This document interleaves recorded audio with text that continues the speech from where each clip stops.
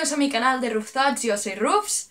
Y sí, estoy grabando dos vídeos hoy. Sí, estoy grabando dos vídeos hoy porque me conozco y luego no grabo durante la semana y esta semana tengo muchas cosas. Hoy vamos a hablar, señoras y señores, de un señor que aún no sabemos quién es, sinceramente, y han pasado demasiados años. Hoy vamos a hablar de William Shakespeare. Muy probablemente las personas que paséis por este canal sabréis o conoceréis el nombre de William Shakespeare. Todo el mundo conoce el nombre de William Shakespeare. Es una leyenda, es el rey de los clásicos, el príncipe de la poesía, el amor y los sonetos, y creador de obras como Romeo y Julieta, Otelo, Hamlet o Macbeth. Sabéis quién es Shakespeare, aunque sea por Shakespeare in Love. Sabéis quién es Shakespeare. ¿El conflicto de dónde surge, entonces? El conflicto surge que alguien que ha escrito todas esas obras, que a lo largo de los años se ha, entre comillas, obligado siempre a los alumnos o a cualquier persona que quiera saber de letras a estudiar a William Shakespeare, ¿no? Una persona que es tan reconocida tantos años después de su muerte, es completamente anónima. Y diréis, no hombre, no, ¿cómo va a ser anónima? Si hay incluso como cuadritos y retratos de William Shakespeare. ¿Seguro? ¿Seguro que William Shakespeare es la persona que escribió esas obras? Ahora lo que voy a hacer yo va a ser contaros una historia distinta.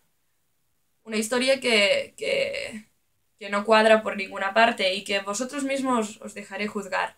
William Shakespeare es un hombre que nace en 1560 y algo. Mi información es buena a medias, ¿no? No, sí, en 1564, 65, no tengo ni idea. Y muere en 1616. Lo que sabemos de este hombre es que era bueno, de niño era un niño que nació en una familia, en el seno de una familia iletrada, que vivía en el campo, siendo de granjeros, que se fue a Londres cuando era joven, ¿no? Que se hizo dramaturgo, no dramaturgo sino actor, algo que estaba bastante mal visto en la época, y que luego escribió las obras que todos conocemos, y después decidió casarse con una mujer también iletrada, y se fue a vivir a la granja y dejó de escribir. ¿Os cuadra? A mí no. A mí personalmente no me cuadra. En el momento en el que tú coges un soneto de William Shakespeare o una obra o lo que sea, te das cuenta de que hay una cantidad ingente de referencias literarias muy importantes yo qué sé, a la mitología clásica, a palabras en latín, a mitos antiguos, a autores de la época, ¿no? Figuras retóricas. Bien, pero la cuestión es que la métrica en Shakespeare también es muy importante. Sus poemas, sus obras son relativamente exactos. ¿Cómo es posible que una persona nacida en el seno de una familia iletrada, que en principio, con suerte, sabe leer y escribir, sea capaz de crear esto? Y encima, después de ese derroche de pasión, de sentimientos, de ideas que pone en una obra, desaparece cuando crece y no, me voy a vivir con mi mujer iletrada al campo a, pues no sé, plantar comida. A mí esto no me cuadra y a mucha gente no le cuadra. El misterio de William Shakespeare ha permanecido durante la historia y aún no está resuelto. Tenemos yo qué sé, Cervantes, ¿no? Y sabemos toda su vida. Absolutamente toda. Dónde viajó, que estuvo en la cárcel, qué le pasó, cuándo escribió tal, qué hizo, ¿sabes? Pero en el caso de Shakespeare tenemos carteles de obras, tenemos constancia de la época que existió su obra, ¿no? Pero no tenemos ni un solo manuscrito. Es bastante truculento el tema. Es que si nos situamos en la historia, Shakespeare vive durante la época isabelina, con Isabel, bueno, vive entre Isabel I y Jacobo II, no sé si el segundo o tercero, ¿no? Es una época relativamente convulsa de la historia moderna, en el que había guerras por todas partes, en que Isabel fue una de las primeras reinas con dos cojones que hay en la historia, ¿no? y que Inglaterra tenía muchos frentes abiertos por todas partes y el reinado de esta mujer estaba bastante en peligro todo el rato. Pues Londres era una ciudad que se estaba, bueno, que se estaba creciendo, por decirlo de algún modo. La gente de Londres empezaba a ser más cosmopolita, a interesarse un poquito más por la cultura, y gracias a que es eso, al teatro. Los teatros que estaban situados en los barrios más bajos de Londres eran fuente de recreo, fuente de ocio y fuente de cultura muy importantes, porque la gente era capaz de pasarse las 3 horas que duraba una obra de teatro de pie, debajo de la tarima, es decir, no tenían más diversión que esa, yo creo. Y en un mundo así, el teatro, y por estas mismas razones que acabo de decir, estaba completamente desprivilegiado, en el sentido de que se tomaba por algo sedicioso, algo vulgar y sucio. Se da la casualidad que en un sitio tan vulgar y sucio aparece uno de los mayores letrados de la historia, William Shakespeare. Pero en cualquier caso, el formato del teatro no estaba bien visto por nadie. Las pocas representaciones que se hacían en Palacio eran de dramaturgos muy bien escogidos. Shakespeare, muchas de las obras de Shakespeare se representaron en Palacio, para Isabel y para Jacobo después. Es curioso, ¿no? Darse cuenta de esto, de que algo que nosotros tenemos tan a mano, en el sentido de que vemos tan elevado incluso, ¿no? Las obras de Shakespeare, bueno,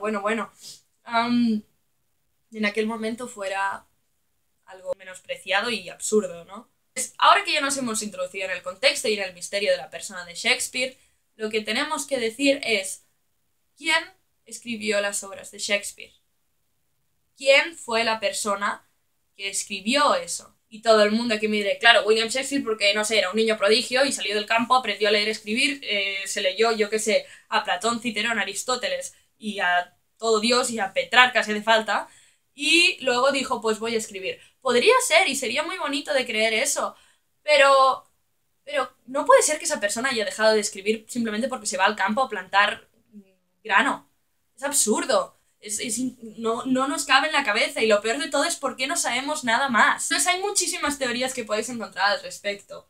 Hay teorías que dicen que él era un noble y que pagaba al actor William Shakespeare para que se hiciera pasar por el autor de las obras. Hay gente que dice que son otros dramaturgos de la época los que eran en realidad William Shakespeare, pero que ponían el nombre de William Shakespeare. Lo que está claro es que Shakespeare existió, era un hombre corriente que era actor.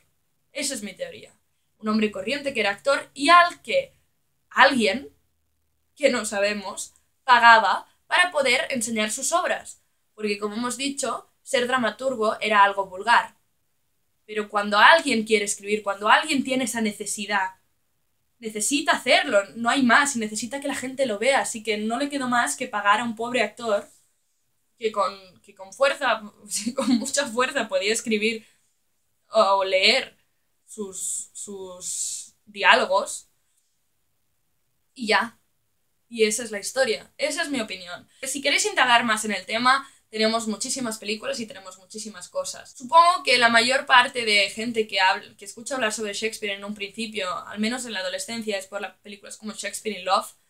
Películas que yo he llegado a idolatrar y que una vez empezado a estudiar me he dado cuenta de que son truñacos. Es impresionante lo que uno aprende cuando estudia y lo rápido que se va la inocencia de lector cuando estudias mínimamente estas cosas. Shakespeare in Love es una película ganadora de un Oscar, cosa que me tiene un poco loca.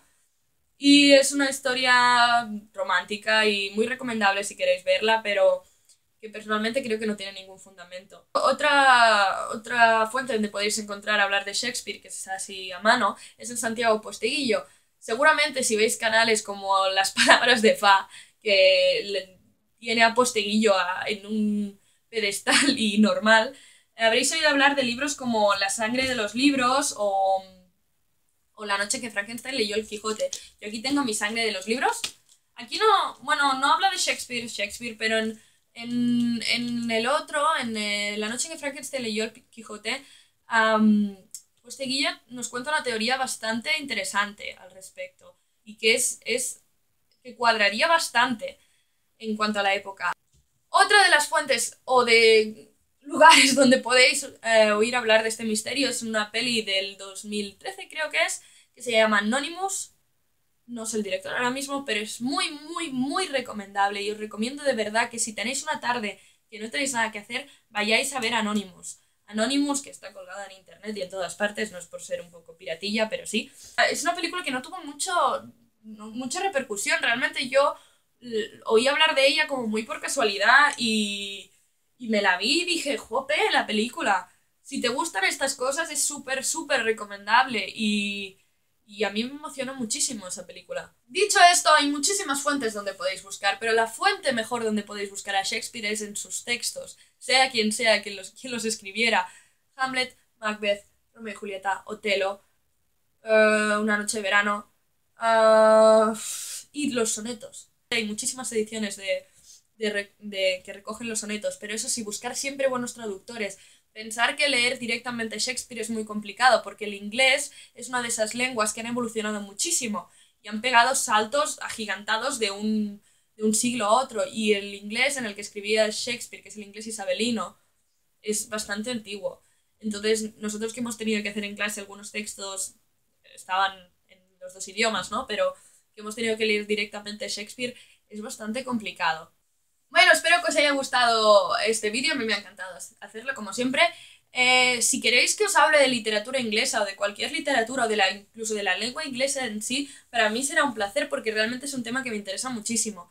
Y no dudéis, investigar sobre esto, necesitamos investigadores y, sobre todo, señores ingleses del mundo, investigar esto. No podemos seguir con la duda, ¿quién cojones fue Shakespeare? Sí, hasta aquí el vídeo.